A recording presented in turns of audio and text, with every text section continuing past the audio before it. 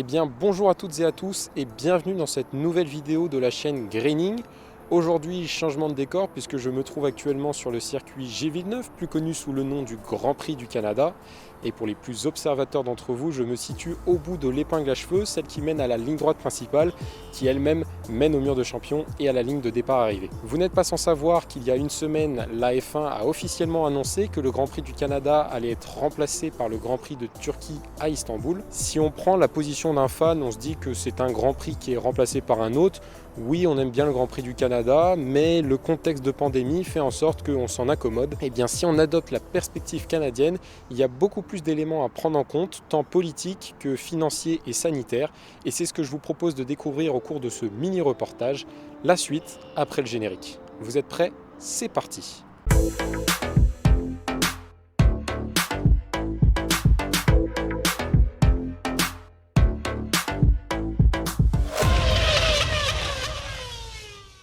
Changement de spot, je me situe maintenant sur une des balustrades qui mène directement au paddock qui est derrière moi.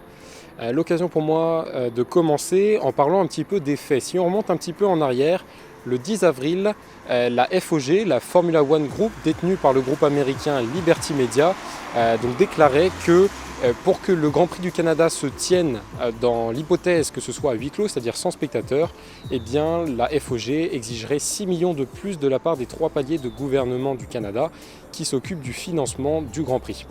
Le but, pourquoi la FOG a fait ces demandes-là, eh bien c'est pour limiter les pertes, voire annuler les pertes du promoteur. On rappelle que le promoteur, c'est le groupe ou la personne qui détient le circuit et qui le met à la disposition de la Formule 1 pour organiser un Grand Prix. Donc en fait dans l'hypothèse où le Grand Prix se tiendrait à huis clos, le but c'est de permettre au promoteur de ne pas perdre d'argent car en général le promoteur fait son blé en vendant les billets, en vendant de la nourriture, en vendant, bref, toutes les activités commerciales qui ont un lien avec la présence de spectateurs pendant le week-end de course. Alors la question légitime qui se pose à partir de ça, c'est où est le problème quand il faut débloquer 6 millions de dollars pour permettre à un événement sportif de grande ampleur d'avoir lieu cette année? Eh bien la réponse elle se cache un petit peu dans les détails. Comme on va le voir par la suite, le Grand Prix est financé quasiment exclusivement par des instances étatiques et c'est pas juste pour le plaisir d'accueillir un événement sportif automobile, c'est parce qu'il y a des enjeux économiques et des enjeux culturels. Accueillir un Grand Prix de Formule 1, c'est un investissement. Ça permet d'avoir des retombées économiques et de faire la promotion du pays à l'international. Sauf que la perspective la plus envisageable qui pouvait avoir lieu, c'était que le Grand Prix se tienne à huis clos. Et qu'en plus, on doit payer plus cher pour l'organiser. Donc ça veut dire qu'il n'y a pas de spectateurs, donc il n'y a pas de rayonnement, en tout cas économique et culturel. Et en plus, on doit payer plus cher pour permettre au Grand Prix d'arriver. Au final, si on fait les calculs, et c'est ce qu'on va voir par la suite, c'était pas spécialement si intéressant que ça d'accueillir le Grand Prix cette année. Pourquoi? Si on reprend les chiffres de 2019, qui est le dernier Grand Prix du Canada en date, les redevances qu'ont dû payer les autorités étatiques pour participer au championnat 2019 s'élevaient à 18,7 millions de dollars. Si on regarde la répartition, il y avait donc 6,2 millions qui ont été débloqués par le gouvernement canadien, c'est-à-dire l'échelle fédérale. Ensuite, il y a 5 millions qui ont été déboursés par le gouvernement québécois, c'est-à-dire l'échelle provinciale. Ensuite, il y a 1,3 million qui ont été sortis par la ville de Montréal, donc à l'échelon municipal. Et enfin, 6,2 millions qui ont été sortis par Tourisme Montréal, qui est un organisme qui s'occupe de gérer tout l'aspect touristique, mais également culturel de la ville. Le problème, c'est que dans l'hypothèse d'un Grand Prix à huis clos, le dernier échelon, Tourisme Montréal, n'aurait pas eu d'argent, tout simplement parce que Tourisme Montréal se finance avec les taxes de séjour qu'il collecte grâce à la tenue de l'événement avec les spectateurs qui viennent voir le Grand Prix de partout à travers le monde. Donc en fait, si on fait le calcul, c'est pas 6 millions qui étaient réclamés aux instances étatiques, c'était 12 millions puisque Tourisme Montréal aurait été incapable de fournir la part qui est normalement attribuée à cet organisme. Et puis il y a également une autre question qui se pose, c'est l'intérêt réel d'organiser un Grand Prix de Formule 1 cette année, en tout cas au Canada. Déjà, premièrement, comme on l'a dit, il n'y aurait pas de retombées économiques. En fait, l'idée, ce serait juste d'accueillir un Grand Prix sur le circuit, mais en soi, le gouvernement canadien n'a pas plus à y gagner. Ensuite, il y a le contexte de la pandémie qui fait qu'il y a d'autres événements sportifs ou d'autres événements culturels, je pense notamment aux festivals qui sont annulés.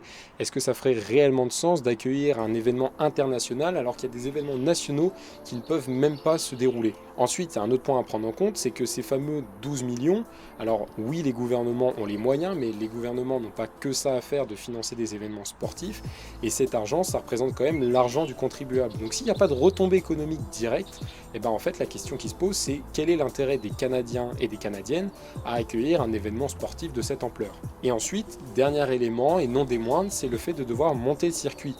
Le circuit n'est pas monté à l'année, il est démonté à chaque fois à la fin du Grand Prix. Et donc chaque année, aux alentours du mois de mars et début avril, eh bien, il y a toute une équipe qui se met en place pour pouvoir monter les tribunes, monter le paddock, faire en sorte que tout soit prêt pour accueillir le week-end de Formule 1. Et là, le fait que la décision ait tardé à tomber, eh ben, ça aurait voulu dire mettre les bouchées doubles et dépenser encore plus d'argent pour pouvoir monter un Grand Prix qui en plus n'aurait pas eu à accueillir de spectateurs. Ensuite, et c'est tout naturel, il y a la question sanitaire qui rentre en compte. Parce que si on parle de tout ça, c'est d'abord et avant tout parce qu'il y a le Covid-19. Et donc, si on s'intéresse un peu au calendrier de Formule 1, eh bien en fait, ça se déroulait de la façon suivante. Le 6 juin, il y avait le Grand Prix de Bakou en Azerbaïdjan, et la semaine d'après, on enchaînait directement avec le Grand Prix du Canada, ici à Montréal.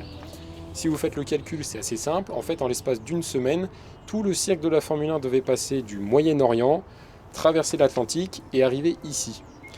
Il y a un élément à prendre en compte, c'est qu'au Canada, les mesures sanitaires sont extrêmement strictes. En temps normal, la quarantaine de 14 jours est obligatoire pour n'importe quelle personne, que ce soit un ressortissant canadien ou n'importe quel étranger qui arrive sur le territoire.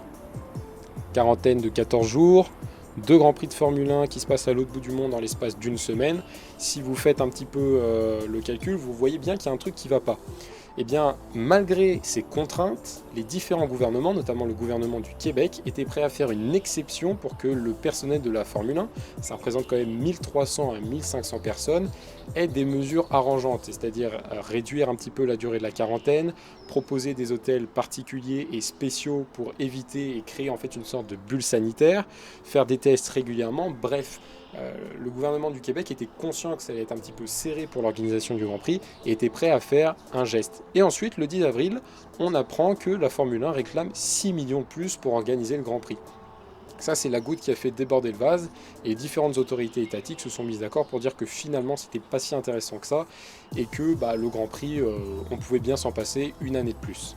Une des grandes ombres qui planait autour de l'éventuelle annulation pour la deuxième fois consécutive du Grand Prix, eh bien c'était tout simplement l'avenir du Grand Prix.